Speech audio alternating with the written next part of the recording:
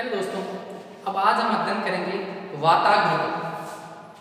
वाताग्र इसका दूसरा नाम है अग्रांत भी बोल सकते हैं हम या सीमांत। बात एक ही दोस्तों, देखिए वाताग्र वाताग्र शब्द का सर्वप्रथम अध्ययन या तो वाताग्र शब्द, जो वाताग्र शब्द दिया दोस्तों वह दिया बर्गराम महोदय ने। बर्गराम महोदय ने शब्द दिया और इसका अध्ययन, सर्वप्रथम अध्ययन, ये चीज दोनों में कंफ्यूज मत हो गया, शब्द और अध्ययन में अंतर है, ये दिया पिट्सराय ने। और दोस्तों इस पर जब वाताग्र का शब्द मिल गया, इस पर अध्ययन हुआ, लेकिन ज्यादा डिटेल दी थी जे बर्कलीज, दोनों भाई थे वह बी बर्कलीज।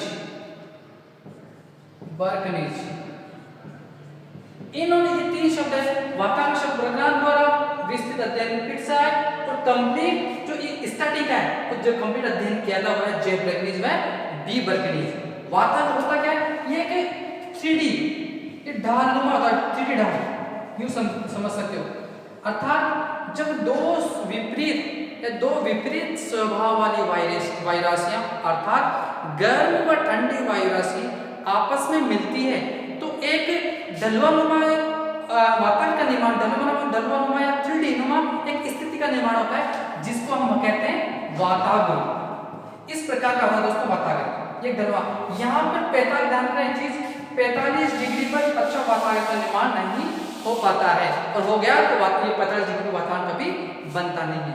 तो आगे बात करते हैं, वाताग्र का निर्माण हो गया कि वाताग्र गर्म व ठंडी वायु राशियों के मिलने के कारण, ध्यान रखिए, गर्म व ठंडी वायु राशियों के मिलने के कारण ही वाताग्र का निर्माण होता है। अब एक चीज आती है वाताग्र का क्षेत्र। वाताग्र का क्षेत्र बनते हैं, क्या दिशा है, ये पहला है अटलांटिक महासागर के ऊपर, अटलांटिक व आर्कटिक, यानी कि अटलांटिक के ऊपर जो आर्कटिक वाला भाग है वहां पर एक वाताग्र उत्पत्ति की प्रमुख दिशा मानी गई है कि वहां पर वाताग्र बनता है। दूसरा है दोस्तों प्रशांत व आर्कटिक वाला क्षेत्र, यहां पर भी अधिक वाताग्र का निर्माण हुआ है। तीसरा क्षेत्र है भूमध्य सागरीय क्षेत्र, जहां पर वाताग्र का निर्माण होता है। अर्थात इन परिस्थितियों में, इन स्थानों पर गर्म व ठंडी वायु राशियों का आपस में मिलन होता है, जिसके कारण वाताग्र का निर्माण होता जाता है। अटलांटिक आर्कटिक की बात करें तो यहाँ पर जब आप महासागर धाराएं पढ़ेंगे उसमें गल्फ स्ट्रीम या न्यूफाउंडलैंड की धारा आएगी, आपस में गल्फ स्ट्रीम गर्म है, न्यूफाउंडलैंड की धारा ठंडी है, वो ठंडी आपस में मिलने के कारण वहां पर एक न्यूफाउंडलैंड कोहरा बनता है। ये भी वाताग्र, क्योंकि वहां पर गर्म और ठंडी जलराशि आपस में मिलती है। उसी प्रकार हम प्रशांत की बात करें तो ये अलास्का कनाडा के पास में, क्यूरोशियो और ओयासियो धारा जब आपस में मिलती है तो वहां पर भी वाताग्र का निर्माण होता है, जिसके यहाँ भी कर सकते हैं वहां एक कोहरा का निर्माण होता है, यह वाताग्र का एक प्रकार है। तो जहां वाताग्र बनता है वहां पर मत्स्य उत्पादन का क्षेत्र भी ज्यादा होता है। इसी तरह यहाँ पर डोगर बेंड हुए, ग्रांड बेंड हुए, ये सब यहाँ पर अधिकाधिक मात्रा में प्राप्त होते हैं। तो ये क्षेत्र, तीन क्षेत्र हमारे वाताग्र के, यहाँ पर वाताग्र अधिक रूप में देखा जा सकता है। अब देखिए वाताग्र पर भी देखो कुछ कहीं ना कहीं कोरियोलिस बल का भी प्रभाव पड़ता है, और जब कोरियोलिस का प्रभाव पड़ता है उसे कोरियोलिस प्रभाव कहा जाता है। वही जो हमने पहले का नियम पढ़ा था कि कौन पूर्व पश्चिम उत्तर दक्षिण या दाहिनी और बाईं ओर घूमती है। अब हम बात करते हैं वाताग्र के बाद में कि वाताग्र कितने प्रकार के हैं। देखिए दोस्तों, वाताग्र मुख्य रूप से 4 प्रकार के, जिसका एक संरोधित वाताग्र भी है, क्या यूं कह सकते हैं अधिविष्ट वाताग्र। इसको 2 भागों में बांटा गया है, उष्ण अधिविष्ट वाताग्र और शीत अधिविष्ट वाताग्र। इसके दो भाग है, बाकी इसके मुख्य मूलतः 4 भाग। कौन कौन से? पहला भाग है उष्ण वाताग्र, दूसरा है शीत वाताग्र, तीसरा है अधिविष्ट वाताग्र, चौथा है स्थायी वाताग्र। ये वाताग्र के मुख्य प्रकार है। हम एक एक का अध्ययन करेंगे इनमें से। पहला लेते हैं दोस्तों उष्ण वाताग्र। उष्ण वाताग्र, देखिए दोस्तों, ये उष्ण वाताग्र का निर्माण कैसे होता है? एक प्रकार से ये हमारी ठंडी हवा चल रही है, ये ठंडी वायु है और ये गर्म वायु है। गर्म वायु है, ये चित्र ध्यान से, यहां से ठंडी और यहां से गर्म वायु पर जा रही है। देखिए दोस्तों यहां पर, इसका मतलब क्या हुआ कि जब दो विपरीत स्वभाव वाली वायु राशियां, कौन कौन सी? गर्म और ठंडी वायु राशि आपस में एक दूसरे की ओर, गर्म व ठंडी वायु राशि आपस में एक दूसरे की ओर चलती जाएगी, तो गर्म वायु राशि हल्की होने के कारण, गर्म वायु राशि हल्की और आर्द्र युक्त होने के कारण ठंडी वायु राशि कैसी है? यह शुष्क व भारी। ठंडी वायु राशि शुष्क व भारी होती है। ध्यान रखना सभी में दोस्तों ये पर्टिकुलर नहीं है, गर्म हल्की व आर्द्र होगी और ठंडी वायु राशि शुष्क व भारी होगी। तो क्या है कि जब गर्म और ठंडी वायु राशि एक दूसरे को चलेगी तो गर्म वायु राशि आक्रामक होकर, ध्यान रखिए उष्ण वाताग्र में गर्म वायु राशि आक्रामक होकर ठंडी वायु राशि के ऊपर चली जाएगी, ऊपर चढ़ जाएगी, तो इससे उष्ण वाताग्र का निर्माण होता है। ध्यान रखिए दोस्तों, गर्म वायु राशि ठंडी वायु राशि के ऊपर जाते ही उष्ण वाताग्र बन गया। इसका ढाल 1:100 से 1:400 तक, अर्थात इसका ढाल मंद होता है। ध्यान रखना, इसका ढाल मंद होता है, और जहां ढाल मंद होता है, हमने पहले पढ़ा दाब प्रवणता कि जहां ढाल मंद होगा वहां पर पवनें धीमी गति से चलेगी, और यहां पर बारिश कम प्रकार की होगी, यहाँ की मूसलाधार नहीं होगी। यहाँ पर बारिश कम होगी, धीमी गति से चलेगी, ढाल न्यून है, यहाँ पर ढाल यहाँ का न्यून है, कहाँ का? उष्ण वातावरण के अंदर। तो कहने का मतलब है कि ढाल न्यून होने के कारण दाब प्रवणता बल भी न्यून है, पवनें भी धीरे चलेगी और बारिश कम प्रकार की होगी। लेकिन बारिश धीरे होगी, बारिश धीरे धीरे वो मंद प्रकार की होगी। उष्ण वातावरण की बारिश धीरे धीरे वह मंद प्रकार की होगी। आगे वाली बात करें हम, यह उष्ण वातावरण अधिकतर उष्ण प्रदेश में, अर्थात उष्ण प्रदेश में ज्यादा होता है। उष्ण प्रदेश में जहां पर शीत वायु आ जाती है या शीत वायु में गर्म वायु चली जाती है, तो इसका निर्माण हो जाएगा। दूसरा है दोस्तों शीत वातावरण। शीत वातावरण कैसे होता है? देखो दोस्तों, शीत वातावरण, ये पवन आई, ये पवन गर्म, ये ठंडी पवन है, ये गर्म पवन है। इसमें क्या होता है? देखो, शीत वातावरण और उष्ण वातावरण दोनों में गर्म हवा ही ऊपर चढ़ेगी ठंडी वायु के ऊपर, लेकिन फर्क इतना सा है, गर्म उष्ण वातावरण में गर्म वायु आक्रामक होकर ठंडी वायु के ऊपर चढ़ती है, जबकि शीत वातावरण में है शीत वायु आक्रामक होती है। ध्यान रखना, शीत वातावरण में ठंडी वायु आक्रामक होती है और ठंडी वायु आक्रामक होकर गर्म वायु को ऊपर उठा लेती है।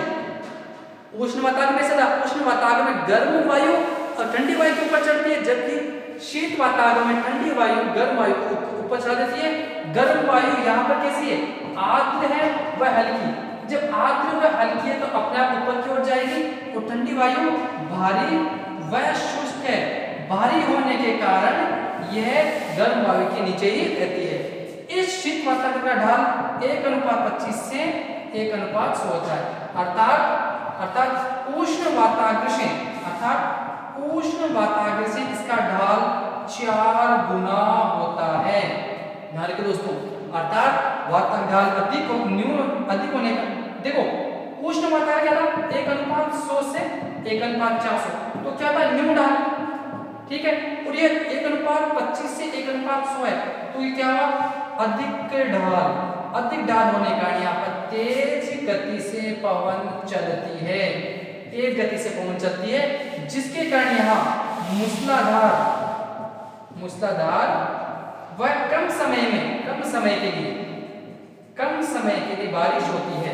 यहाँ पर मूसलाधार व कम समय के लिए बारिश होती है। शीत वातावरण, इन शीत वातावरण के क्षेत्र जहाँ सर्दी अधिक पड़ती है अर्थात आर्कटिक प्रदेश, वहां पर ये शीत वातावरण बनने के लिए उपयुक्त दशाएं मानी गई है। दोस्तों इसके बाद आता है तीसरा हमारा अधिविष्ट वातावरण। इसकी परिभाषा ध्यान होगी, गर्म व ठंडी वायु जब आपस में मिलती है तो ठंडी वायु आक्रामक होकर गर्म वायु को ऊपर उठा लेती है। हमारा तीसरा है अधिविष्ट वातावरण। अधिविष्ट वातावरण, अधिविष्ट वातावरण दोस्तों क्या होता है, अधिविष्ट वातावरण में जब पवन चलेगी, जब अधिविष्ट वातावरण ना किसी प्रकार जब ठंडी और गर्म वायु आपस में चलेगी तो यहाँ पर किसी प्रकार का वातावरण का निर्माण नहीं होता है।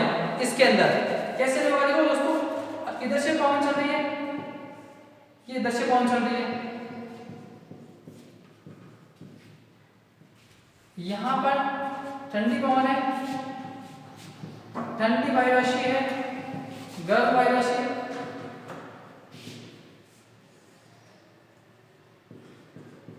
ठंडी, यहां पर इसके ऊपर यहां पर उष्ण वातावरण का निर्माण हो जाएगा और यहां पर शीत वातावरण का निर्माण हो जाएगा। यहां पर तो यह पवनें आपस में एक दूसरे को जाएगी, वातावरण बढ़ने का सिर्फ उष्ण वातावरण ऊपर चला गया क्योंकि वायु चल रही है, आपस में मिल रही है, आपस में मिलने का यहाँ पर गर्म वायु रहेगी और यहाँ पर ठंडी वायु रहेगी। इसी प्रकार यहाँ पर अधिविष्ट वातावरण निर्माण होता है। अधिविष्ट वातावरण में ध्यान रखना, दो प्रकार है मैंने, उष्ण अधिविष्ट वातावरण और एक शीत अधिविष्ट वातावरण। ये चीज इसमें किसी प्रकार वातावरण निर्माण होगा। उष्ण वातावरण में क्या होता है, जब कैसे हो दोस्तों, देखो आप यहां ध्यान दीजिए,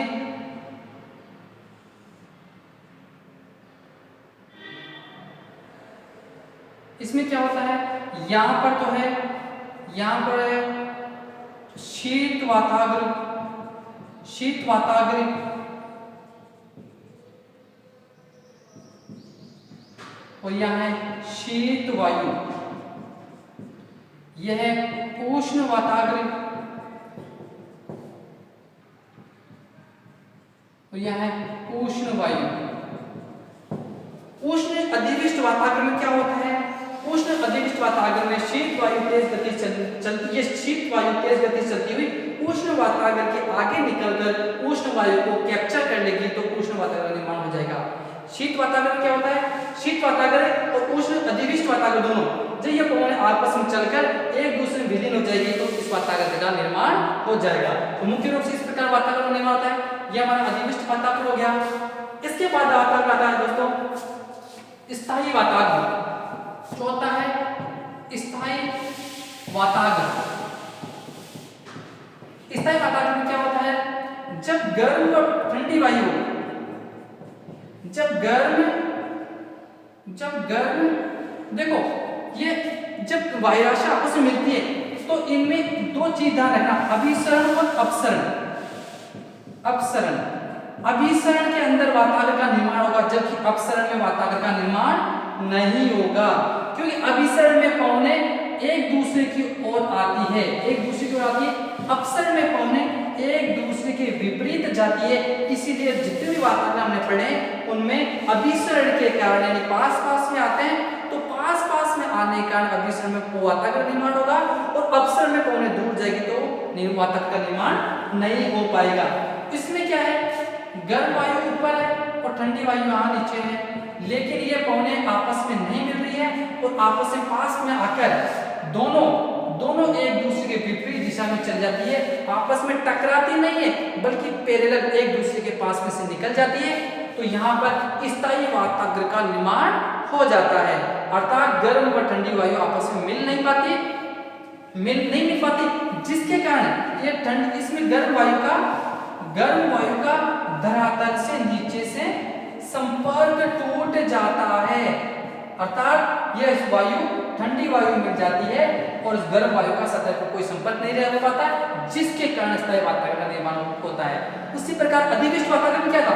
अधिविष्ट वातावरण क्या होता कि जब गर्म और ठंडी वायु आपस में मिलने के बाद ऊपर उठ जाती है और नीचे से धरातल से उसमें भी गर्म वायु का संपर्क नहीं रह पाता है, तो उसमें भी अधिविष्ट वातावरण का निर्माण होता है और इसके अंदर ये आपस में पास में से निकल जाती है और इस वायु का संपर्क नहीं रह पाता, जिस कारण स्थायी वातावरण का निर्माण होता है। अब हम बात करते हैं वाताग्र का निर्माण कैसे होता है। चीज पहले निर्माण की एक दशा है। पहली है कि वाताग्र की इनकी दिशा, किसकी दिशा? पवनों की, सॉरी वायुराशि की दिशा, अर्थात ये दिशा जब ये वायुराशि एक दूसरे के यूं वायुराशि जा रही है, पास में से आपस में मिल नहीं रही और पास में निकल जाती है, तो यहाँ पर वातावरण का निर्माण नहीं हो पाएगा। अगर ये वायुराशियां गर्म और ठंडी आपस में एक दूसरे की साइड आती तो वातावरण का निर्माण होता है। उसके बाद आता है धरातलीय स्वरूप। इसके कारण भी वातावरण का निर्माण देखो ध्यान रखिए नहीं हो पाता है। कैसे? मानो कहीं पवने गर्म और ठंडी चल रही है, कहीं बहुत ज्यादा पर्वत आ गए, कहीं समतल मैदान है, कहीं पर पर्वत है बहुत ज्यादा, तो यह पवने आपस में मिल नहीं पाएगी, ये क्या पाएगी? और जहां पवने जिस पर्वत के साथ चले वो पवनमुखी ढाल, और दूसरा ढाल आएगा जहां पवने नहीं चलती वह पवनमुखी ढाल कहा जाता है, तो यहाँ पर वातावरण निर्माण नहीं हो पाएगा। आगे कंडीशन आती है अपसरण और अभिसरण। जैसा अभी मैंने बताया अभिसरण व अपसरण। अभिसरण क्या होता है? पवने आपस में पास में आती है, पास में आने के कारण वातावरण का निर्माण होगा, जबकि अपसरण में पवने दूर जाती है, जिसके कारण इन वातावरण का निर्माण नहीं हो पाएगा। आगे कंडीशन आती है, आगे होती है चक्रवातीय व प्रतिचक्रवाती दशाएं। अर्थात चक्रवाती दशाओं में वातावरण का निर्माण होगा और प्रतिचक्रवात में नहीं होगा। क्यों नहीं होगा? क्योंकि प्रतिचक्र वापस उन्हें फैलती है और यहाँ पर नहीं फैलती, तो इनका निर्माण हो जाएगा। इस प्रकार ये पवनें चलेगी। देखिए यहाँ पर भी नहीं होगा और यहाँ पर भी नहीं हो पाएगा, विपरीत दिशा होगी, तो यहाँ पर वातावरण निर्माण नहीं हो पाएगा।